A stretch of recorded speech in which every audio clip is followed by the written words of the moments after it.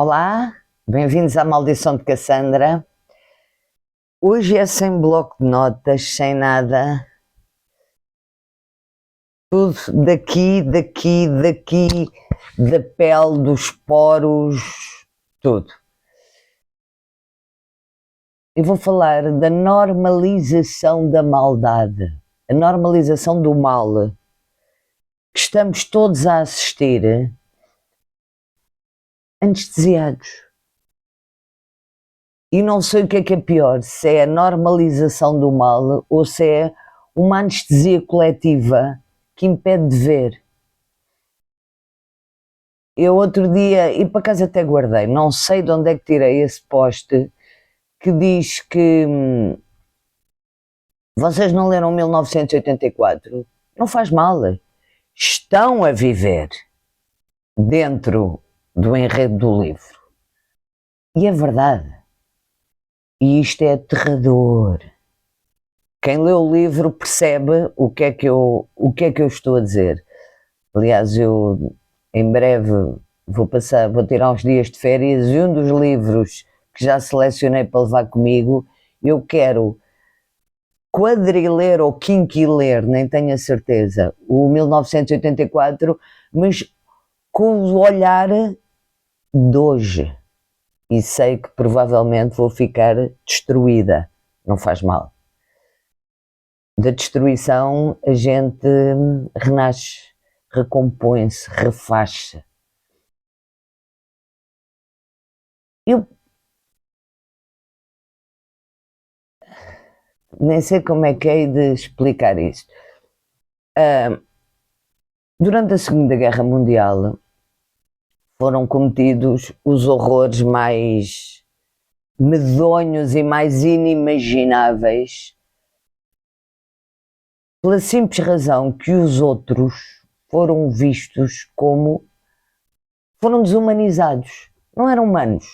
Os polacos, quando foram atacados pela Rússia e pela Alemanha, e a Polónia foi dividida, eles eram vistos como animais. Quando a Alemanha invadiu a Rússia, também eram vistos como, ou melhor, o RSS, também eram vistos como sendo subhumanos, animais, e obviamente, relativamente aos judeus, aos homossexuais e aos ciganos que estavam dentro dos campos de concentração. É bom que se lembrem que não foram só judeus. E eram todos tratados por igual.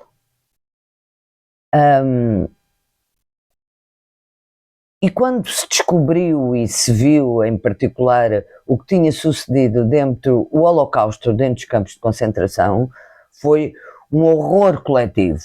E esse horror durou, de facto, durante 80 anos. E, ultimamente, com todas as guerras, com tudo o que tem acontecido, com a destruição de todo um sistema de valores e de direito internacional que até certo ponto nos protegia a todos e permitiu de facto que vivêssemos durante quase um século muito próximo do paraíso. Eu acho que a pedra de toque foi aquilo que se passou em Gaza, porque no Holocausto, nos campos de concentração, muita gente não sabia, não havia imagens reais ao vivo e a cores. Agora, caramba, eu não acredito, quer dizer, acredito, mas só não vê Al Jazeera quem não quer, sobretudo Al Jazeera em árabe. Eu já disse, eu não sei árabe, mas sei ver. E tudo o horror, pessoas a irem buscar comida e a serem objeto de snipers just for fun, só porque sim, por divertimento. O que se passou em Gaza, eu acho que abriu comportas de desumanidade dentro de muita gente. No fundo é um bocado como o caso dos ficheiros Epstein, que ninguém me tira da cabeça que tudo aquilo que foi feito foi por tédio. E primeiro pouquinho, depois mais, depois mais, depois mais, depois mais, porque o tédio e a maldade precisam de se alimentar.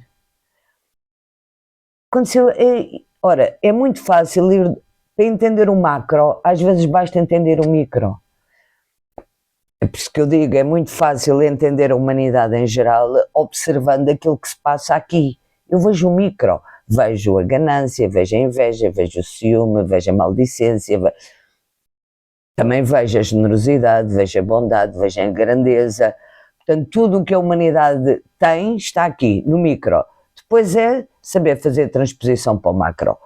Vai tudo dar ao mesmo, porque a essência humana é igual em todas as latitudes, em todas as cores, em todas as raças, em todas as cores de pele, de olhos, de cabelo. Tudo isso são meros detalhes físicos. E eu acho de facto que Gaza abriu como portas de desumanização, de maldade, de horror, de mal.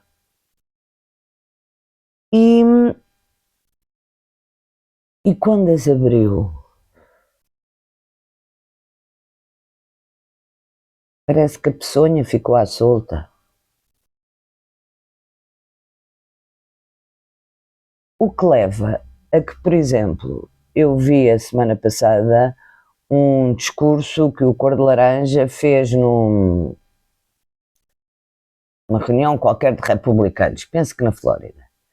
E ele estava a contar que tinham atacado barcos e que ele tinha perguntado porque é que. E tinham atacado e afundado. Porque é que não tinham feito as pessoas reféns e que lhe tinham respondido: é mais divertido afundar. E a assistência riu-se. Ora, se afunda um barco, as pessoas morrem afogadas. Considerar que afogar pessoas em mar alto é divertido, e ele também se riu.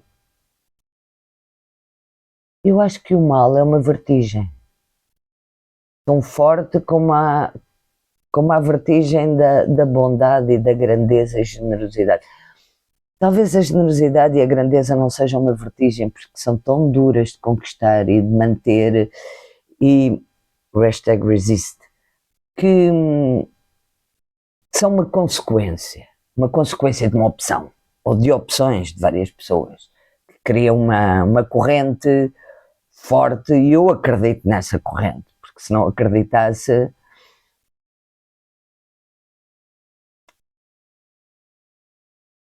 ficaria para sempre destruída.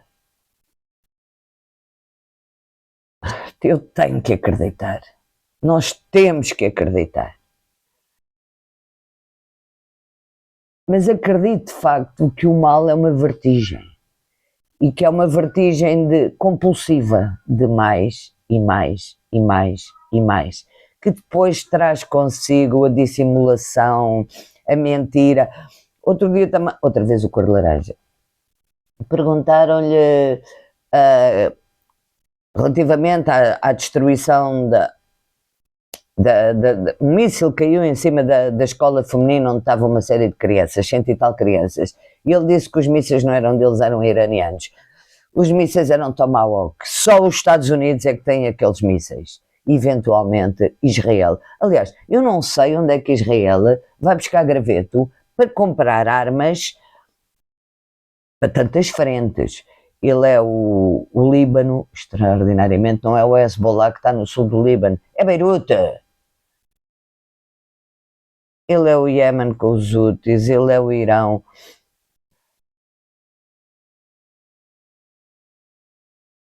E eu ouço uma comentadora na televisão portuguesa comparar o ataque de Israel e dos Estados Unidos, que são amiguinhos de beijo na boca, não é? Aquilo é farinha de mesmo saco.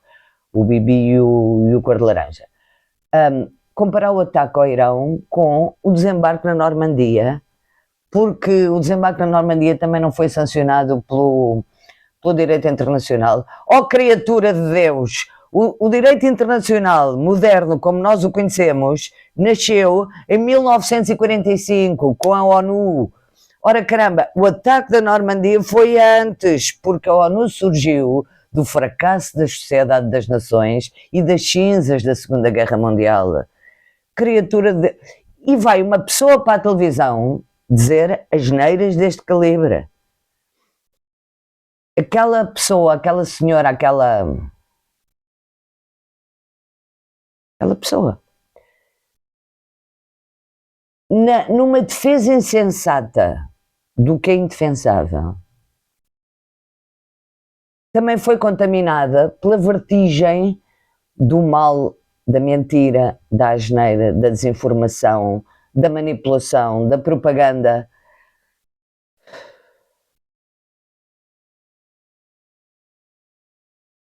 É por isso que ler e que estudar e que ponderar e que refletir e ter um pensamento treinado para leituras profundas é tão importante. E é por isso que todos os ditadores odeiam pessoas que leem. Ler é arriscado e é perigoso, porque permite fazer a triagem de uma forma natural e ab início. Um homem que eu considero muito pela sua cultura e pela sua capacidade de raciocínio e pelo seu coração, dizia-me no último episódio, em relação a quando elas os têm no sítio, que existe uma nova versão do satanismo e que é encabeçada por Donald Trump e seus muchachos. Eu eu concordo com ele. E nesta luta eterna entre a luz e a sombra, entre o bem e o mal, tudo isto é resultado de uma opção e é aquela história das bolas pretas e das bolas brancas. Faz de conta que nós somos uma taça que, se pusermos muitas bolas brancas, as bolas pretas não têm expressão. Se deixarmos que entrem muitas bolas pretas, são as bolas brancas que não têm expressão. Eu escolhi as bolas brancas. Até o ódio pode ser branco, da maneira como eu vejo. É só uma força impulsionadora para conseguirmos aguentar. Está a ser tão duro resistir.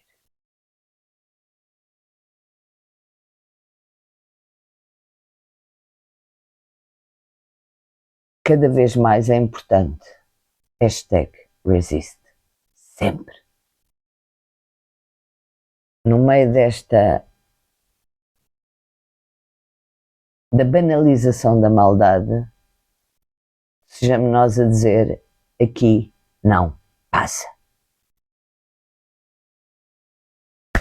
Posto isto, se gostam da maldição de Cassandra, please, nós estamos mesmo a crescer. Vamos, por favor, continuem a subscrever, a partilhar, a ver, a visualizar, a fazer comentários, a fazer-me sugestões, a desafiar-me. Juntos vamos continuar a crescer. Até breve.